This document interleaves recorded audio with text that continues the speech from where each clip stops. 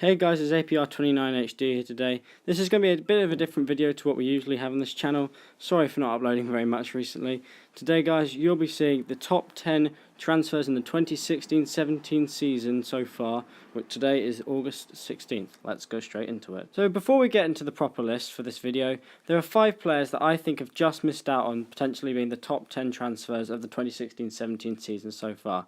The first player on this list is Liverpool's Joel Matip. Signed as a free transfer from Schalke back in January, I think he'll really add to Liverpool's defensive problems that they've had over the years. I mean, they obviously haven't got a new left-back yet, and Alberto Moreno is just disgracefully bad. But I think Matip will really help Liverpool's defence. He's a solid defender, he's played in the Champions League lots of times for Schalke, and he's a really good pickup for Liverpool.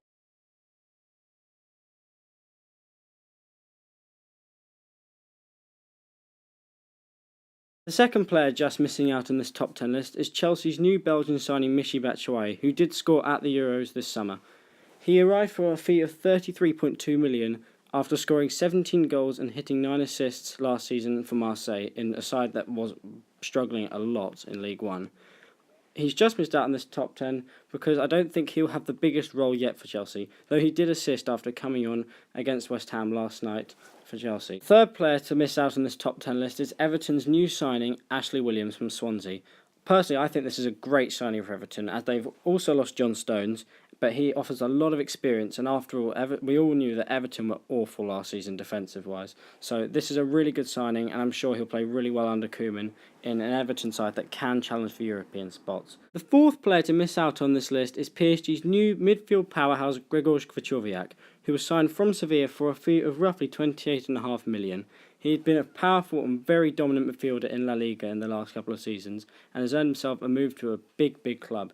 This could push Matuidi out, who is one of the best midfielders in Europe at the moment, but this looks like a good signing for me, but not quite on the top 10 list. The final player to miss out on this top 10 list is Man City's new midfield maestro Ilkay Gundogan, who was signed from Borussia Dortmund for a fee of roughly £22.9 million. I think that if he's able to stay fit, he can be a fantastic signing, and I was very close to putting him in the top 10, but because of fitness issues and also the fact that Man City have a number of creative players in Yaya Toure and Kevin De Bruyne, this may not be one of the best transfers and doesn't fit into my list. Number 10 on this list, Mario Götze, Bayern Munich to Borussia Dortmund for €18.7 million. Mario Götze made his name at Borussia Dortmund as one of Germany's hottest young prospects. No doubt he still is at the age of 24. He moved to Bayern Munich in 2014 for a fee of roughly €32 million. However, despite this huge fee, Mario Götze struggled to live up to full expectations at Bayern Munich, playing some fantastic football at times, but other times struggling to cement his place in the starting 11. Overall, I think this is a great transfer for Dortmund, as they've got him for cheaper than they sold him for years ago. And I think that he will come back and settle in the squad well, and Thomas Tuchel is a very good manager for young players, and I think this was a good transfer for him to recover his career and make himself one of the best names in football. That's my number 10. Number 9. Leroy Sane, Schalke 04 to Man City for €37 million.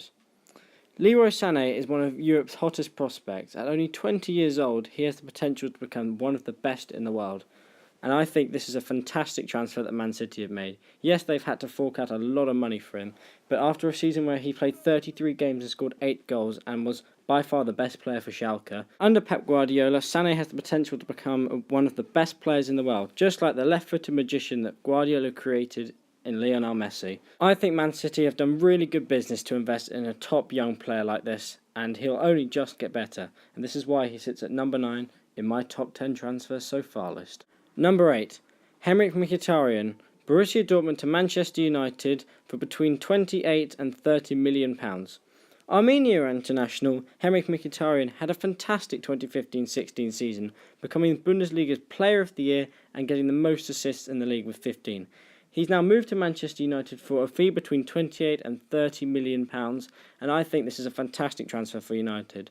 Not only does he offer pace and dribbling and passing ability, he's also a great shooter of the ball and will provide more firepower up front in a team that did struggle and didn't play very good football last season under Louis van Gaal. I think he has the potential to make Man United very difficult to play against, and a fantastic side who can compete for the Premier League title this season. That's number 8 on this list.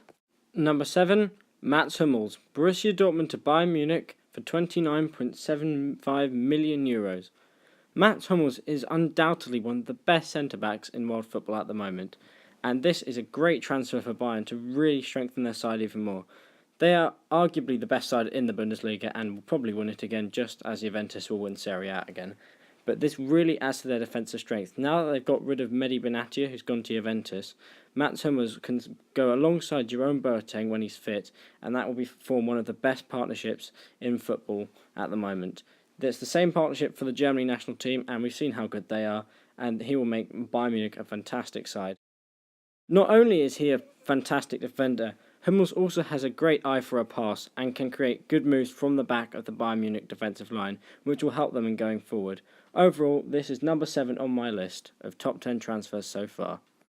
Number 6, Renato Sanches, SL Benfica to Bayern Munich for €29.75 million.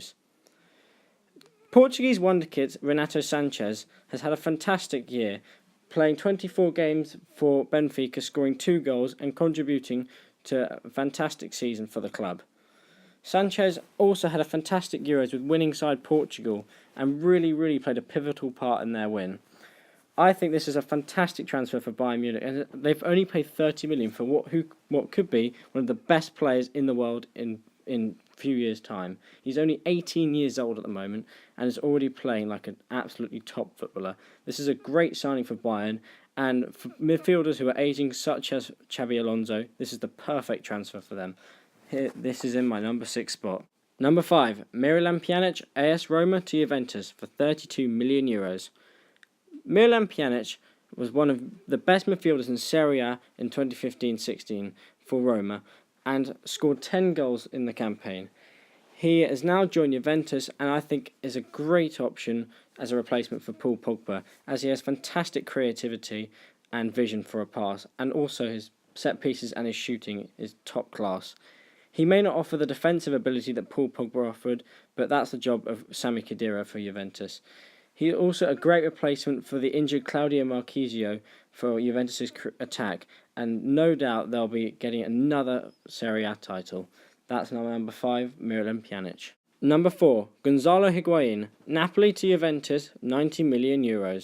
Gonzalo Higuain was arguably the best striker in Serie A last season and one of the best in Europe, equaling the Serie A record of 36 goals in one campaign. For me, though, the reason why I put him at number 4 and not higher is due to 2 big reasons. Firstly, €90 million for a 28-year-old is a lot of money, and, he's not going to be around for that much in his prime. Secondly, Juventus already have a fantastic strike force in Mario Mandzukic and Paulo Dybala, who hit 19 goals last season in Serie A and is one of the best potential prospects in world football at this time. I think Higuain will still be a fantastic transfer for Juventus and will obviously carry them to another title. They don't even need him to carry them to another title, but he will anyway, and I'm sure he'll score a lot of goals in Serie A, and that's why I put him at number 4. Number 3, N'Golo Kanté, Leicester City to Chelsea FC for £30 million. N'Golo Kanté was arguably the best midfielder in the Premier League last season and one of the best in Europe, playing a pivotal role contributing to Leicester's fantastic surge to the title in 2015-16. He made 175 tackles, which was 31 more than anyone else in the league, and 156 successful interceptions, which was 15 more than anyone. For me, this is a great transfer for Chelsea, as Nemanja Matic just hasn't cut it. He was fantastic in 2014-15, but just hasn't cut it anymore, and I think Kanté is a great replacement for him in the defensive spot, and Chelsea will come straight back up, possibly as title contenders this season, and this is a fantastic transfer for them and really will help them defensively. That's number 3 on this list. Number 2, Paul Pogba, Juventus to Manchester United for a world record fee of £89 million. Paul Pogba was originally a Manchester United Youth Academy player, but Sir Alex Ferguson stupidly let him join Juventus on a free transfer, where for the next 4 years he played one of the most pivotal roles in helping them reach 5 consecutive Scudetto titles. Paul Pogba in the 2015-16 season scored 8 goals for Juventus and had a reasonably good Euro 2016, but for me this is an an absolutely fantastic transfer for United. The reason why it's not number one is because of the fee. I think 89 million is a lot of money, and I'd only really spend that amount of money on an attacker, such as what Real Madrid did on Gareth Bale in 2013. Despite this fee, Paul Pogba is already world class and will be even better at United at only the age of 23 at the moment. He is going to be such a good player in that Man United squad, offering defensive and attacking ability and just a great range of passing, dribbling, shooting, pace, everything. And that's why he is right up there at number 2 in this list. And at number 1 is Manchester United's new striker Zlatan Ibrahimovic, who was signed from PSG on a free transfer. Zlatan Ibrahimovic is one of the best strikers in the world, and yes, he's 34, but for me, he's still such a top player, and he showed that last season in the 2015-16 season, scoring 38 goals in 31 games. Despite PSG being a completely dominant side in League One, that's still a great tally for any striker. I think Ibra will be amazing in the Premier League. He's a big, strong guy who can adapt to a league like that very well, and he could be pivotal and the difference between Man United winning the league and not winning the league. And I think he's a great transfer. He also knows Jose Mourinho from his time at Inter Milan, which always helps, and him and Mourinho can work together in ways that Man United can become the best side in England, like they were back in the old days. For me, Zlatan Ibrahimovic is the best transfer, free transfer for one of the best strikers in the world, and he's still got a couple of years in him, as we've seen that in recent games. And that is concluding my list today. Thank you so much for watching, guys, and all the support on this video. Please leave a like down below and comment if I've done anything wrong or pronounced someone's name wrong, or your opinion on your list. This is my personal opinion, and I'm happy to hear your guys' opinion. Just no abuse, please. So yeah, thank you very much for watching, and I'll see you all soon. Bye bye.